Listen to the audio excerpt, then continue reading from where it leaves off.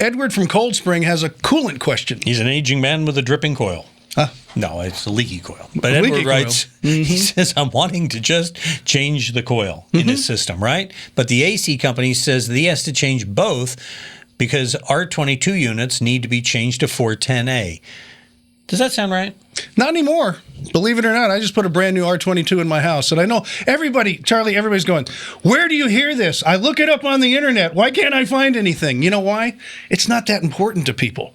And so what's happening is if you go down and talk to some of the guys at the supply houses, they'll go, yeah, prices are dropping like crazy. They decided not to get rid of it.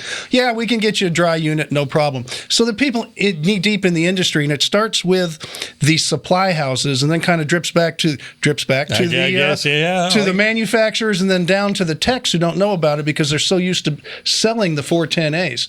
So you can still get R22 and you can still get the refrigerant, and the price has dropped actually in half as opposed to 2 years ago. So it may not be that this guy is trying to sell him something. He just doesn't know better. That's right. And this is something that there's not a big educational process in the industry, which is a problem. So that's why everybody's so confused. I happen to know someone really good, Rick, over at Absolute Comfort Air, who is constantly staying on top of this, and he's the one that gave me all this information, and he's the one that put my R22 in. But back to this question, even if you just wanted to replace the coil, and let's forget about the R22 issue right now, you don't have to replace R22s. You never did. They're not going to phase it out all the way until 2030, and they already have a very inexpensive replacement for it on the market today. So if you wanted to replace that coil, no problem at all. There's nothing saying you can't do that. In fact, I will be doing it with mine next year because I have a coil that's starting to leak a little bit, and I'm going to get what they call it's an Asper coil. It kind of fits all different size units,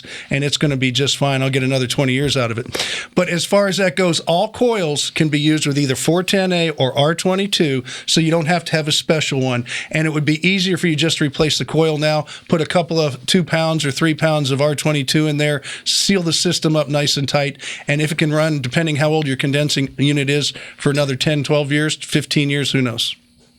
You're going to get another 20 years out of your AC. How old's your AC now, Tom? My old AC is 22 years old, but I have a brand new condensing unit on one of them. So in 20 years, I'm not good at math, but I think it's 42 years old. Yes.